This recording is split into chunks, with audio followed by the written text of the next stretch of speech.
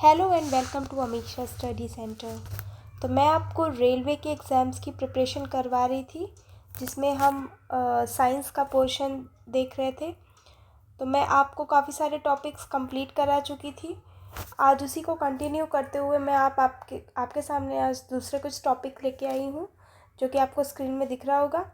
आज हम हीट से रिलेटेड उसके PYQs मतलब कि प्रीवियस ईयर क्वेश्चन जो भी आपके पिछले साल में आए हुए हैं, प्लस उनके कॉन्सेप्ट हम आज कंप्लीट करेंगे, है ना। तो आप रेलवे के जिस भी एग्ज़ाम की तैयारी कर रहे हैं, for example NTPC, JEE, ALP, RPF या फिर ग्रुप डी, सभी एग्ज़ामों को यहाँ पे ध्यान पे रखा जा रहा है और उसी हिसाब से आपको क्वेश्चंस करवाए जा रहे हैं। तो चलिए, आज का टॉपिक जो हमारा हीट है, उसके क्वेश्चन हम कवर कर लेते हैं। चलिए आइए स्टार्ट करते हैं। देखिए, फर्स्ट क्वेश्चन आपको स्क्रीन पे दिख रहा होगा। फर्स्ट क्वेश्चन में आपसे पूछा है, the density of water is highest eight kelvin. मतलब कि यहाँ पे हमको पूछा है कि डेंसिटी ऑफ वाटर केल्विन में हाईएस्ट कब होगा, मतलब यूनिट हमारी केल्विन हो, है ना। तो देखिए, हम जानते हैं कि हाईएस्ट डेंसिटी ऑफ वाटर कब होती है, मैक्सिमम ऑफ वाटर कब होती है, 4 डिग्री सेंटीग्रेड में, है ना। तो इसी को हम केल्विन में चेंज करेंगे तो हमारा आंसर आ जाएगा। तो हम केल्विन में चेंज करने के लिए सेंटीग्रेड को किससे ऐड करते हैं, 273 से ऐड करते हैं, तो हमारा केल्विन में चेंज हो जाता है, राइट।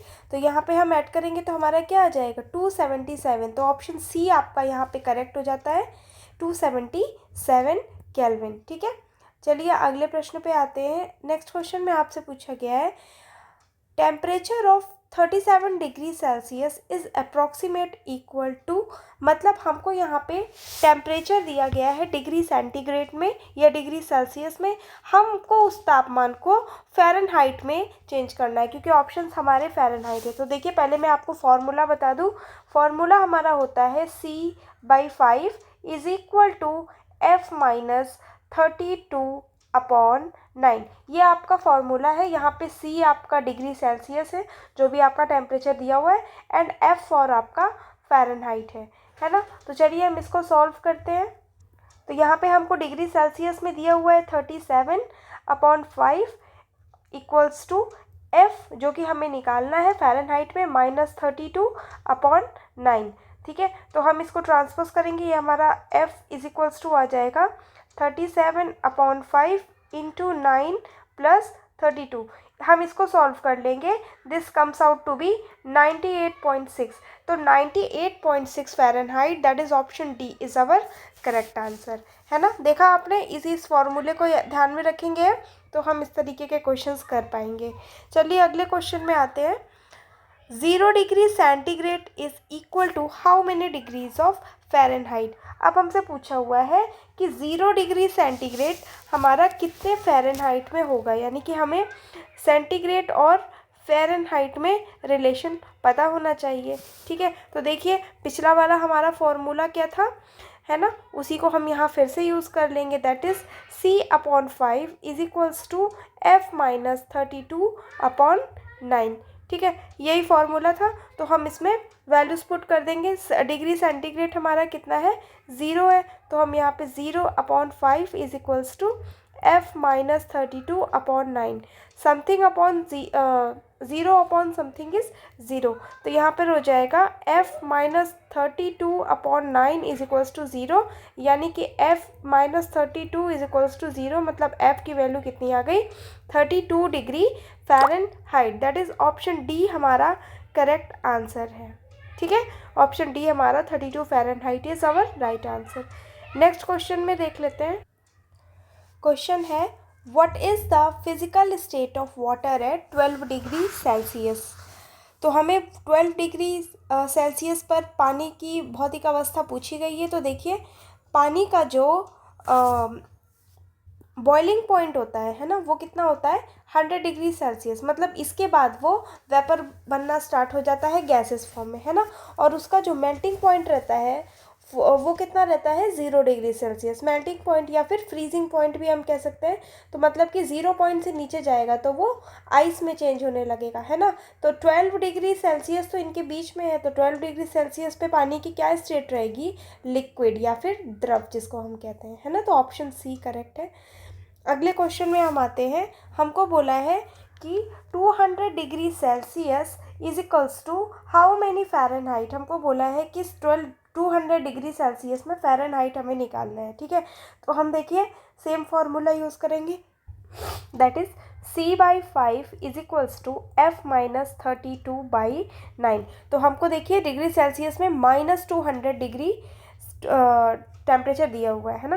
तो हम -200 डिग्री पुट करेंगे upon 5 is equals to F-32/9, है ना। तो यहाँ पे हम सॉल्व कर लेंगे तो हमारे ये आ जाएगा माइनस का 40 into 9 is equals to F-32। ये हो जाएगा 360 इज इक्वल्स टू F-32। ये हमारा आ जाएगा, F की वैल्यू आ जाएगी हमारी 328 माइनस का। तो माइनस का 328, दैट इज़ ऑप्शन बी हमारा करेक्ट आंसर हो जाएगा, ठीक है। इतनी हमारी फ़ारेनहाइट की वैल्यू आ जाएगी, 3 माइनस का 328 फ़ारेनहाइट, ठीक है। नेक्स्ट क्वेश्चन में हम आते हैं। The freezing point of water is, हमको वाटर का फ्रीजिंग पॉइंट पूछा है, वो भी किस में, डिग्री फ़ारेनहाइट में, है ना। तो हम जानते हैं कि डिग्री फ़ारेनहाइट पे तो हमें निकालना पड़ेगा, डिग्री सेल्सियस में वाटर का फ्रीजिंग पॉइंट कितना होता है, 0 डिग्री सेल्सियस। तो हम यहाँ पे चेंज कर देंगे, C/5 is equals to F-32/9, है ना। तो ये हो जाएगा 0 is equals to F-32/9, that is F is equals to 32, है ना। ये डी ऑप्शन देखिए, ये आपका करेक्ट आंसर हो जाएगा। ये किसके इक्वल है, 0 डिग्री सेल्सियस के, है ना। चलिए अगला प्रश्न देख लेते हैं। अगले प्रश्न में हमसे बोला है the temperature of -273.15 degree Celsius is equal to which of the following. तो देखिए ये होता है आपका एब्सोल्यूट ज़ीरो टेम्परेचर, है ना, मतलब कि 0 डिग्री केल्विन। तो ये हमारा 0 डिग्री केल्विन वाला करेक्ट उत्तर हो जाता है, क्योंकि इसको हम क्या बोलते हैं, एब्सोल्यूट ज़ीरो टेम्परेचर, ठीक है। चलिए अगले क्वेश्चन में देखिए, अगले क्वेश्चन में भी हमसे यही पूछा है कि एब्सोल्यूट ज़ीरो टेम्परेचर क्या होता है। तो वो होता है 273 डिग्री सेल्सियस बिलो ज़ीरो, है ना। बिलो ज़ीरो लिखना ज़रूरी था, तभी तो आपको समझ में आएगा कि ये माइनस का है ना। तो 0 से 273 डिग्री सेल्सियस नीचे। चलिए अगले क्वेश्चन पे आते हैं। क्वेश्चन पूछा है डिनोट्स कायरोजेनिक। हमें आपको बताना है कि कायरोजेनिक मतलब क्या होता है। तो देखिए कायरोजेनिक एक थर्मोडायनेमिक्स की ब्रांच है।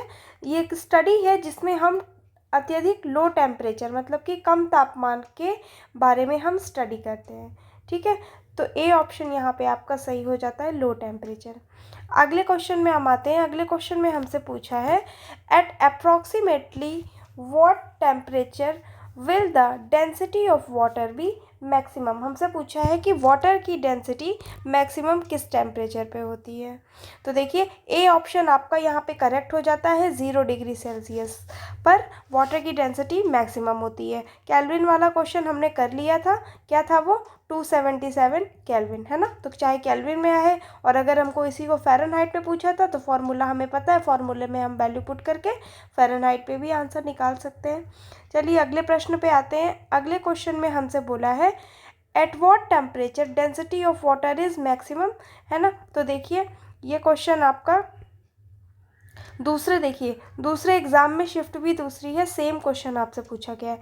तो क्या होगा, 0 डिग्री सेल्सियस आपका करेक्ट आंसर है।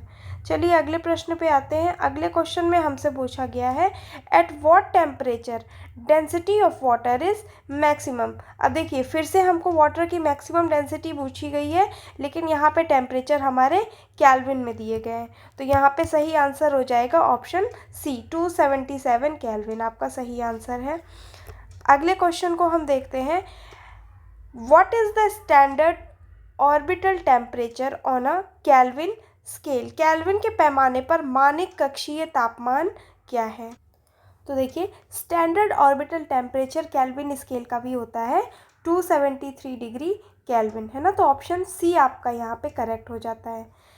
ऐसे ही हम अगले क्वेश्चन पे आते हैं। हमको बोला गया है कि 372 डिग्री सेल्सियस को हमें केल्विन स्केल में चेंज करना है। तो देखिए केल्विन स्केल में हमको चेंज करने के लिए किसी भी टेम्परेचर को, जैसे कि यहाँ पे 372 दिया है, उसको हमें 273 से ऐड करना होता है। और अगर हम 273 को और स्पेसिफिकली देखें तो यहाँ पे 0.15 भी हम कर सकते हैं, है ना। तो देखिए हम इसको ऐड करेंगे तो ये हमारा आ जाएगा 645, है ना। 645.15 केल्विन आ जाएगा, लेकिन हमको यहाँ पे 0.15 नहीं दिया, इसीलिए हम 0.15 को इग्नोर भी कर सकते हैं। इसलिए हमारा ऑप्शन क्या आ जाएगा, ऑप्शन बी 645 केल्विन। अगले प्रश्न पे हम आते हैं। Centigrade, a unit of measurement of temperature, is named after which of the following. हमसे बोला है कि इनमें से किसके नाम पे सेंटीग्रेड जो मेजरमेंट है टेम्परेचर का, क्वांटिटी है, मेजरिंग क्वांटिटी, वो किसके नाम पे रखी गई है। तो देखिए आपको ऑप्शंस दिए हुए हैं, तो आप ऑप्शन देख के ही आसानी से बता सकते हैं कि ऑप्शन डी एंड्रेस सेल्सियस के नाम पे हमारा ये जो सेंटीग्रेड है उसको रखा गया है, ठीक है। चलिए अगले क्वेश्चन को हम देख लेते हैं।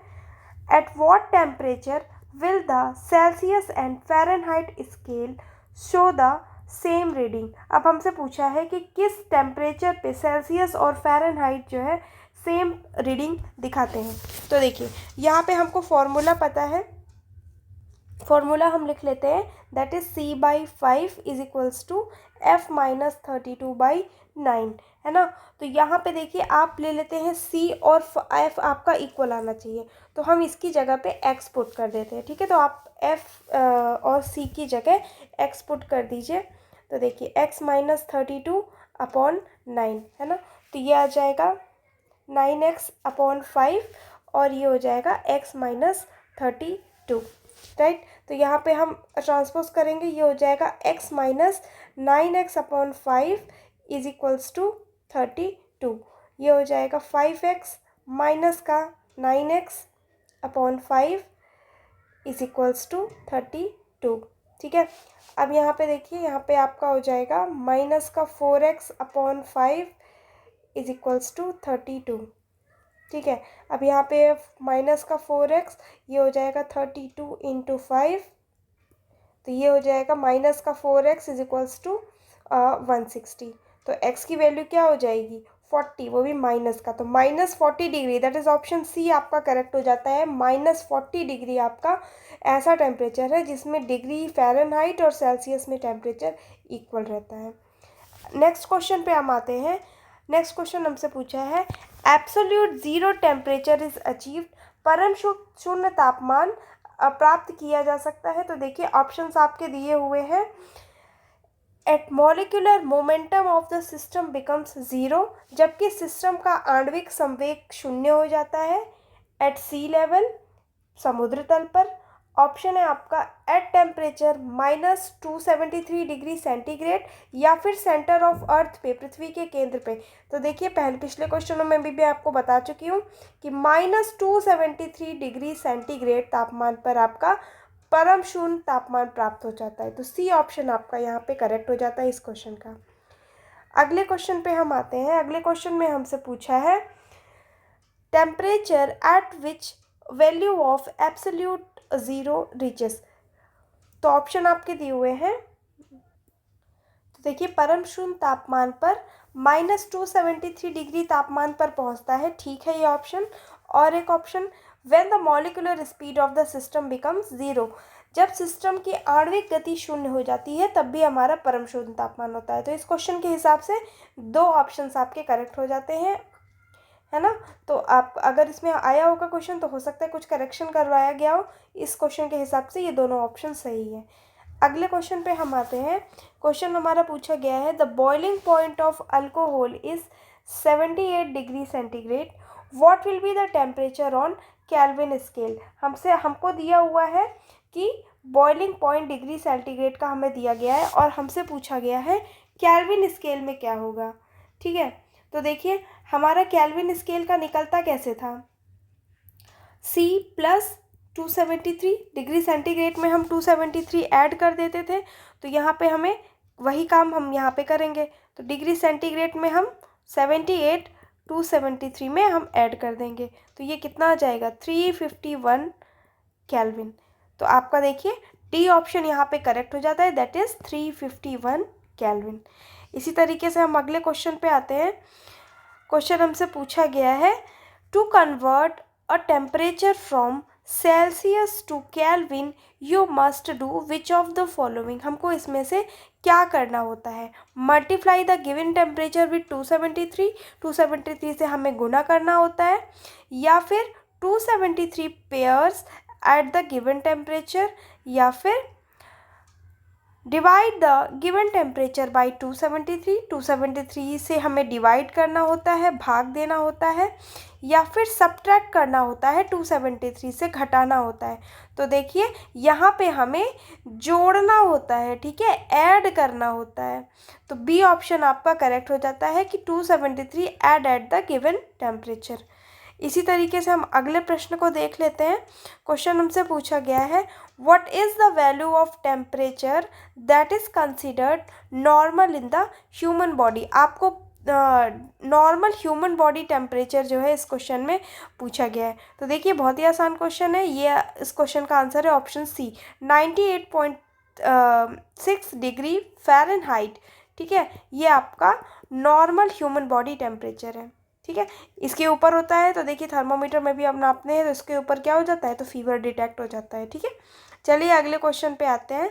अगले क्वेश्चन में बोला गया है what is the normal temperature of human body. Same question हमसे पूछ लिया गया है ह्यूमन बॉडी का नॉर्मल टेम्परेचर, तो बी ऑप्शन यहाँ पे करेक्ट हो जाता है 98.6 डिग्री फ़ारेनहाइट। अगले क्वेश्चन पे हम आते हैं what is the value of 273 degree kelvin. 273 degree kelvin का मान क्या होगा, हमको इसकी वैल्यू पूछी है ना। तो देखिए केल्विन में हम कब चेंज करते थे, डिग्री सेंटीग्रेड में हम 273 ऐड करते थे। तो यहाँ पे अगर हमारा केल्विन में ही 273 डिग्री है ना, तो इसका मतलब डिग्री सेंटीग्रेड क्या रहा होगा, ऑब्वियसली सी की वैल्यू क्या रही होगी 0। तो C is equals to 0 degree Celsius जब होगा तब हमारा केल्विन में तापमान होगा 273 degree Kelvin. So D option यहाँ पे करेक्ट है। अगले क्वेश्चन पे हम आ जाते हैं। अगले क्वेश्चन में हमसे पूछा है what is the relation between Celsius and kelvin temperature. Celsius और केल्विन टेम्परेचर में हमको रिलेशन पूछा है, तो वो हो जाएगा हमारा देखिए 0 degree Celsius is equals to 273 degree Kelvin. B option आपका करेक्ट हो जाता है। ठीक है, 0 डिग्री बराबर 273 डिग्री केल्विन। इसी तरीके से हम अगले क्वेश्चन पे आते हैं। अगले क्वेश्चन में हमसे पूछा है विच of the following is not a unit of temperature. हमसे बोला गया है कि इसमें से टेम्परेचर की यूनिट कौन सी नहीं है, फ़ारेनहाइट, पास्कल, सेल्सियस या फिर केल्विन। तो देखिए फ़ारेनहाइट, सेल्सियस और केल्विन ये तो टेम्परेचर की है, लेकिन अगर हम बात करें पास्कल की तो ये आपकी प्रेशर की यूनिट होती है। ठीक है, दबाव की यूनिट होती है। तो यहाँ पे बी ऑप्शन आपका करेक्ट हो जाएगा, पास्कल। अगले क्वेश्चन पे हम आते हैं। अगले क्वेश्चन में हमसे पूछा गया है at what temperature can water exist in both liquid and solid state. हमसे बोला गया है किस तापमान पर पानी दोनों यानी कि तरल और ठोस अवस्था में दोनों में मौजूद रह सकता है। तो ऑप्शन है आपके 100 degree Celsius, 0 degree Celsius, -1 and -100। तो देखिए यहाँ हमको सॉलिड और लिक्विड पूछा है। ठीक है, गैसियस नहीं पूछा है, क्योंकि हमारा ये क्या होता है, बॉइलिंग पॉइंट होता है और ये हमारा क्या होता है, फ्रीजिंग पॉइंट होता है। ठीक है, इसके नीचे जो है, इसके नीचे जाएगा तो क्या हो जाएगा, आइस बन जाएगा, वाटर, या फिर कह सकते हैं सॉलिड में आ जाएगा, और इसके ऊपर जाएगा तो लिक्विड में आ जाएगा या द्रव अवस्था में आ जाएगा। मतलब 0 डिग्री टेम्परेचर ऐसा है जिसमें पानी क्या है, दोनों ही अवस्थाओं में मौजूद रहता है, सॉलिड में भी और लिक्विड में भी। तो बी ऑप्शन इस क्वेश्चन का करेक्ट हो जाता है। इसी तरीके से हम अगले क्वेश्चन पे आ गए हैं। अगले क्वेश्चन में हमसे बोला गया है what is the freezing point of the water on kelvin scale. हमको केल्विन स्केल में वाटर का फ्रीजिंग पॉइंट पूछा हुआ है। तो देखिए वाटर का फ्रीजिंग पॉइंट कितना होता है 0 डिग्री सेल्सियस, और हम जानते हैं कि 0 डिग्री सेल्सियस को केल्विन में चेंज करने पे क्या आता है 273 डिग्री केल्विन। तो डी ऑप्शन इस क्वेश्चन का करेक्ट हो जाता है। नेक्स्ट क्वेश्चन में हमसे पूछा है मेल्टिंग पॉइंट ऑफ आइस। अब देखिए मेल्टिंग पॉइंट ऑफ आइस हमसे पूछ लिया गया है, तो मेल्टिंग पॉइंट ऑफ आइस कितना होता है, वो भी 0 डिग्री सेल्सियस होता है, और 0 डिग्री सेल्सियस क्या है 273 केल्विन। तो देखिए आपकी सिर्फ क्वेश्चन की थोड़ी सी भाषा चेंज है या फिर ऑप्शन चेंज है, बाकी क्वेश्चन आपके वही रिपीट हो रहे हैं। तो आपके एग्ज़ाम में भी आपका एग्ज़ाम में भी जो पेपर बनेंगे वो इन्हीं सारे पेपर से बनेंगे, इन्हीं सारे क्वेश्चंस में से आपको पूछेगा। अगले क्वेश्चन पे हम आते हैं to convert a temperature taken on the Kelvin scale to Celsius scale you must convert the temperature to. हमें केल्विन से सेल्सियस में चेंज करने के लिए हमें क्या करना होता है ना। तो हमको ऑप्शन दिया गया है सब्ट्रैक्ट फ्रॉम 273, ऐड करेंगे 273, या फिर डिवाइड करेंगे, या फिर मल्टीप्लाई करेंगे। तो देखिए हमको यहाँ पे सेल्सियस पे पाने, अगर हमें केल्विन में चाहिए था तब तो हमें क्या करना था 273 से हमें ऐड करना पड़ रहा था ना, लेकिन अगर हमें सेल्सियस में चाहिए तो हम क्या करेंगे 273 से सब्ट्रैक्ट कर देंगे। ठीक है, केल्विन टेम्परेचर में हम 273 सब्ट्रैक्ट करेंगे तो हमें डिग्री सेल्सियस जो है टेम्परेचर मिल जाएगा। तो यहाँ ए ऑप्शन आपका करेक्ट हो जाता है, 273 को हम घटाएंगे। अगले क्वेश्चन में हम आते हैं। अगले क्वेश्चन में हमसे पूछा गया है the rate of heat conduction in a solid body does not depend on. हमसे बोला गया है रेट ऑफ हीट कंडक्शन जो होती है सॉलिड बॉडी की किस पे डिपेंड नहीं करती है। ऑप्शन हमको दिए हुए हैं डेंसिटी ऑफ मटेरियल पर, डायमेंशन ऑफ मटेरियल पर, फ्रिक्शन पर, या फिर इलेक्ट्रॉनिक कॉन्फ़िगरेशन पर।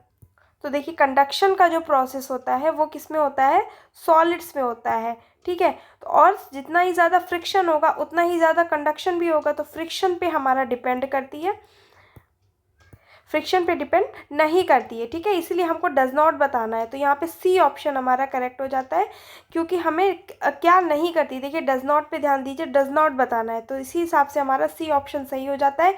बाकी डेंसिटी डायमेंशन पे हमारा डिपेंड करता है रेट ऑफ कंडक्शन, जो कि किस में होता है सॉलिड्स में होता है। ठीक है, अगले क्वेश्चन पे हम आ जाते हैं। अगले क्वेश्चन में बोला गया है heat is transferred mainly by conduction, convection and radiation. तो देखिए हमको बताना है कि किस में तीनों चीज़ें होती हैं, मतलब कंडक्शन भी होता है, कन्वेक्शन और रेडिएशन भी होता है ना। तो देखिए हमको ऑप्शंस दिए हुए हैं गर्म पानी ले जाने वाली इंसुलेटेड पाइप में, रेफ्रिजरेटर कॉइल में, बॉयलर भट्टियों में, या फिर कंडेंसर के वाष्प संघन में। तो देखिए आपका यहाँ पे सी ऑप्शन करेक्ट हो जाता है। बॉयलर फर्नेसेस में हमारे तीनों ही प्रोसेस होते हैं जो कि कंडक्शन, कन्वेक्शन, रेडिएशन, जिनको हम क्या कहते हैं चालन, संवहन या फिर विकिरण, तीनों ही प्रोसेस बॉयलर भट्टियों में होते हैं। अगले क्वेश्चन पे हम आते हैं। नेक्स्ट क्वेश्चन में हमसे पूछा गया है the transfer of heat bye radiation mainly depends on. हमसे बोला गया है विकिरण द्वारा ऊष्मा का स्थानांतरण मुख्यतः इस पर निर्भर करता है। तो देखिए ऑप्शन हमसे पूछे गए हैं टेम्परेचर पर, on the nature of body, on the size and type of its page, या फिर ऑल ऑफ द अबव, इन सभी पर। तो देखिए कौन सा ऑप्शन करेक्ट होगा।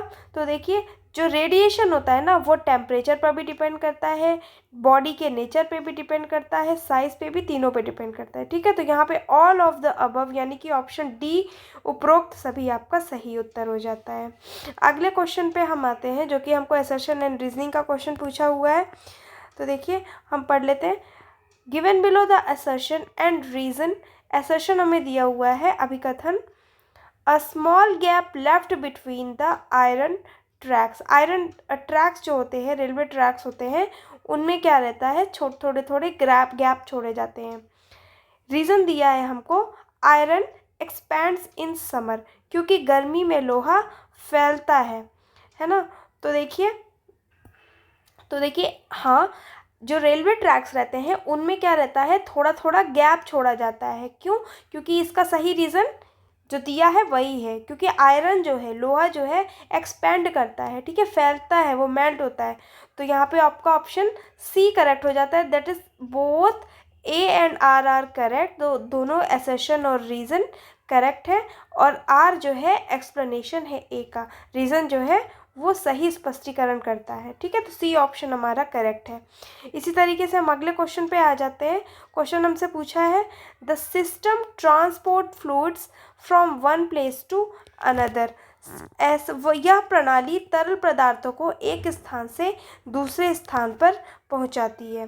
तो ऑप्शन आपके दिए हुए हैं, vascular related to nervous system, relating of emission, या फिर रेस्पिरेटरी। तो देखिए, एक जगह से दूसरी जगह पहुंचाने की प्रक्रिया जिस भी किसी में होती है, ये थोड़ा बायोलॉजी टाइप का क्वेश्चन है, तो वो क्या होता है, वस्कुलर, संवहन, ठीक है, उसी को हम क्या बोलते हैं, वस्कुलर रिलेटेड, ठीक है। तो ये ऑप्शन आपका करेक्ट हो जाता है। नेक्स्ट क्वेश्चन में हमसे पूछा गया है, a system of heat transfer by the actual motion of matter. Motion of matter की वजह से जो हीट ट्रांसफ़र होता है उसको क्या बोलते हैं। तो देखिए, अगर हम किसी लिक्विड को गर्म करते हैं ना, यहाँ से हम हीट प्रोवाइड कर रहे हैं, तो उसमें क्या होता है, यहाँ पे जो मॉलिक्यूल्स नीचे से हीट होते जा रहे हैं ना, उनकी क्या होती है, उनकी जो डेंसिटी है वो कम होती जाती है और वो ऊपर आते जाते हैं, और ऊपर वाले जो कंपैरेटिवली लेस हीटेड है वो क्या होते हैं, नीचे आते जाते हैं। इसी प्रोसेस को हम क्या कहते हैं, कन्वेक्शन, ठीक है। तो लिक्विड जो है इसी मेथड से हीट ट्रांसफ़र होता है। तो यहाँ पे हमारा ए ऑप्शन सही हो जाता है, जिसको हम संवहन कहते हैं। अगले क्वेश्चन पे हम आ जाते हैं। अगले क्वेश्चन में हमसे बोला है, the main cause of heat transfer in liquid and gases is. हमसे बोला गया है, लिक्विड और गैसेस में हीट ट्रांसफ़र का मेन कारण क्या है, conductivity, convection, radiation, both conductivity in radiation. तो देखिए, लिक्विड्स और गैसेस में जो हीट ट्रांसफ़र का कारण होता है वो है आपका कन्वेक्शन। तो यहाँ पे संवहन यानी कि ऑप्शन बी आपका सही हो जाता है। तो ये थे आज के कुछ क्वेश्चंस जो कि मैंने हीट पे आपको करा दिए। तो आपका कोई भी क्वेश्चन छूटा नहीं है इस चैप्टर से, सारे ही क्वेश्चन मैंने कॉन्सेप्ट सहित आपको करवा दिए हैं। तो ऐसे ही और वीडियोस के लिए हमारे चैनल से जुड़े रहिए, सब्सक्राइब करिए और ज़्यादा से ज़्यादा शेयर करिए। Thank you.